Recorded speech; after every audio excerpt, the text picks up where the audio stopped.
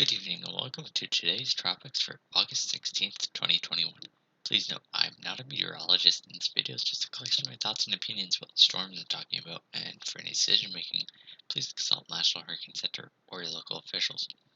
So today I'm looking at Tropical Depression Grace, which is currently in the central Caribbean, and also Tropical Storm Henri, which is just southeast of Bermuda. So let's look back to Grace here, and it's doing pretty decently convective-wise. It's got nice deep convection, but it's unclear how organized it is. There definitely does seem to be some sort of nice mid-level rotation here, but as for the surface, we don't quite know really. There has been kind of an eddy south of the Tiburon Peninsula in Haiti, and so it's kind of produced kind of a bit of cyclonic flow ahead of the storm, uh, and that might be kind of interfering with the low-level center that kind of came in from this or from around here. So, in the absence of any data, we can't really tell if it's getting more organized, if it's less organized. Really, what's going on here? Uh, it could be convergence zone causing convection, because if you kind of trace it. As time passes, this area where convection kind of fires moves south.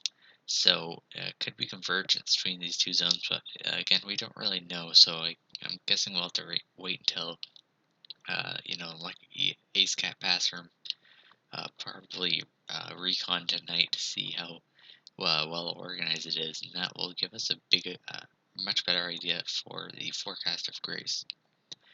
Now let's look at the water vapor loop here, and you can see pretty well kind of the features around it. You've got the upper anticyclone that's associated with Fred, and that's ahead of Grace. You've got a lot of easterly flow aloft in the Caribbean, so it's a pretty favorable environment there. And you can see Grace actually has pretty nice outflow right now, and shear isn't really a problem here. It's got healthy outflow. And, one thing you'll notice, you got northeasterly winds over a lot of Cuba, but there's outflow that's coming out of the southwest here, so you've got a very sharp upper trough here. It's right ahead of Grace.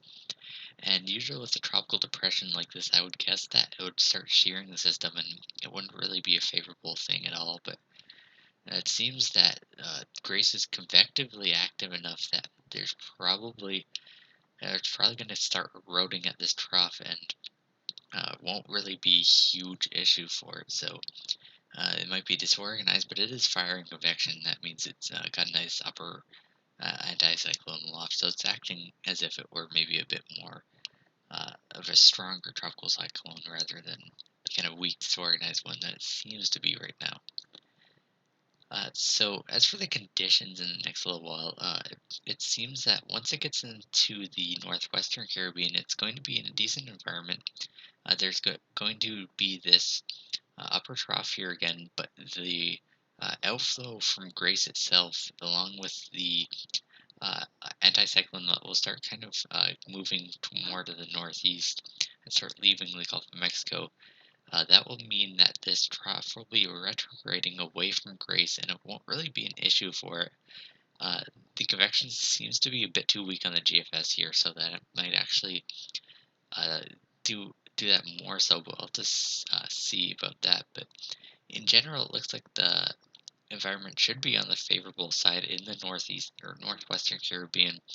So it really depends on what kind of system we have after it passes Hispaniola, and what we get from recon. Because if it's a decently well organized system and it gets into this environment with very warm waters, deep warm waters that is too, and decent upper level conditions where it can have a upper level outflow, it's relatively healthy here, and upper level divergence.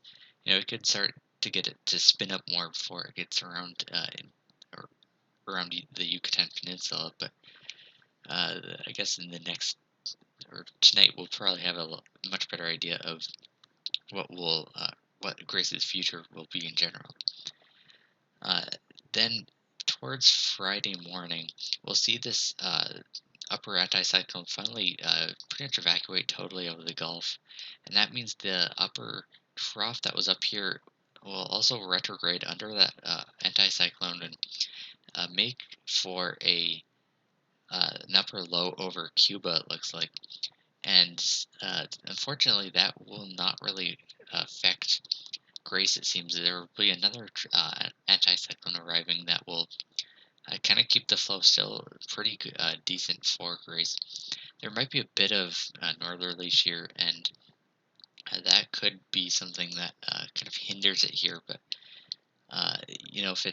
if it's a decently well organized system getting in this area, it seems that it might overshoot this forecast and possibly even an NHC forecast. But right now, yeah, there isn't quite the confidence that we're going to get that sort of organization as it passes Haiti. Again, tonight will be important for that. Another thing too is that upper low will also have a signature also further down at 500 millibars, and that will be one thing that could both shear the system and steer it, depending on how strongly it differs from the low-level flow. But you can see an inverted wave here, or uh, or inverted trough here, and the flow kind of goes like this, and then it turns a bit more northeasterly, and that's going to affect the Grace here. And at the same time, we're going to have this ridge over the southern U.S. That should also keep it moving westward or even west-southwestward. And if you look at the sounding from the GFS model here, you can see that pretty well. The flow at the low levels is actually almost southeasterly in some spots. If you go further up, it gets a bit stronger and actually goes more northeasterly.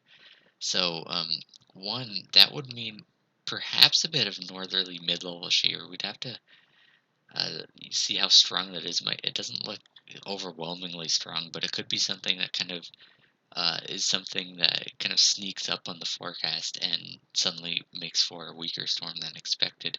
But another thing is it has track implications too, because if you have a weak storm that is only feeling these kind of uh, this low level flow here, it's going to probably still try to gain latitude and move a bit more north under the weaker ridge here, but with that inverted trough behind it and also the stronger ridge aloft, a stronger system that feels more of the mid-level flow is going to travel a bit more to the south, and that seems to be the reason why the GFS actually has it basically going almost southwest towards the Mexican coast as it starts strengthening into a stronger storm. Looking at the official NHC cone here, you can see it has it actually strengthening into a tropical storm as it gets in the northwestern Caribbean. And if it does manage to do this, again, I would guess that it probably overshoots the forecast as it approaches the Yucatan Peninsula, and depending on how much disruption there is here, it could do the same, because the conditions look in general pretty favorable, except for perhaps some sneaky mid-level shear. But it does seem that there's a pretty good likelihood now that it could be a hurricane as it gets into the Western Gulf. It's still kind of uncertain, so we have some time to watch that. In the near term, there's tropical storm watches in case Grace strengthens a little bit. And there's also heavy flooding rain for parts of Haiti and also the parts that have been unfortunately impacted by the earthquake in that area. So unfortunately, forces of nature are not being kind to that part of Haiti. Looking downstream too, there are tropical storm watches for southern coast of Cuba and Jamaica, and also tropical storm warnings for parts of southeastern Cuba and the Cayman Islands, as it's expected to pass by as tropical storm. It's likely to be heavy rain, and especially in these kind of mountainous regions, there could be some mudslides, depending on where it tracks and where you get those convective bursts. But some strong winds, especially in the Caymans, could be an issue, especially if it tries to build a bit of an inner core. Let's look at tropical storm Henri. This one kind of snuck up on us the past couple of days, and now it's a tropical storm just southeast of Bermuda. You can see there's some northerly wind aloft, and that is causing some northerly shear, and that's what's keeping it weak for now. It's been unable to access symmetrize some convection and see it try to have a burst here, but that kind of fades away and it gets sheared to the north. So it's continued to fail to do that, and so it's still a very south-weighted system. And if it doesn't axisymmetrize in the conditions that it has now, when the conditions are expected to worsen, we're probably not going to see it do a whole lot. So something like the H-wave that axisymmetrizes it and then makes it a hurricane even under very strong shear, it seems to be pretty unlikely. It seems that it will remain a tropical storm unless something weird happens. And you can see why uh, this is just about as good as things will get. And then eventually, as that anticyclone from Fred moves off on or into the western Atlantic here, it's going to put like huge push of northerly and northeasterly winds aloft on top of Henri. And so yeah, you can see this will really close its window, or this window, to intensify in this. So this is early Thursday, unless it can gain a large anticyclone or something like that. It's going to be, yeah, shear very heavily in the next couple of days. So it doesn't seem it'll be too big an issue.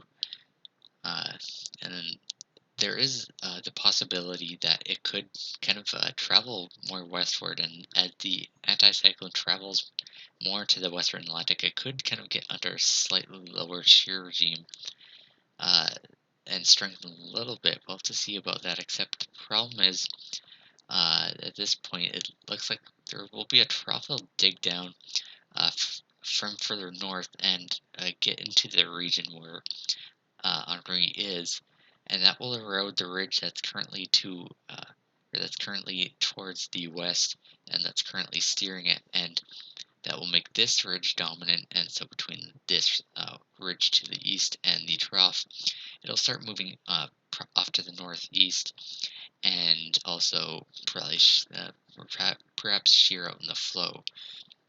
Uh, the ridging is stronger at higher levels.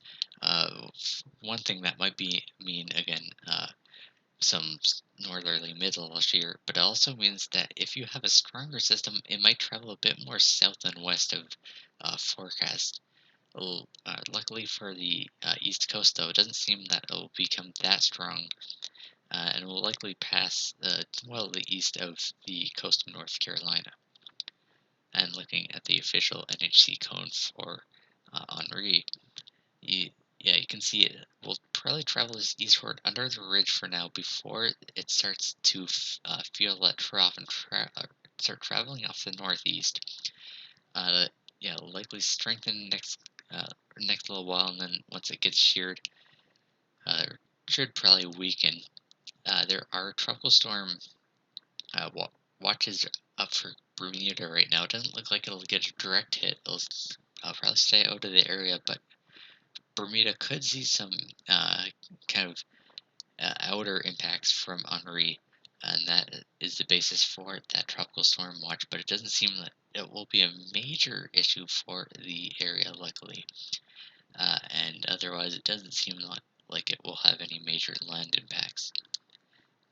Otherwise, we've had tropical storm Fred make landfall in Florida, but aside from that, there isn't a whole lot else going on in the Atlantic at the moment. If you have any questions, comments about my video, please let me know. Thanks for watching.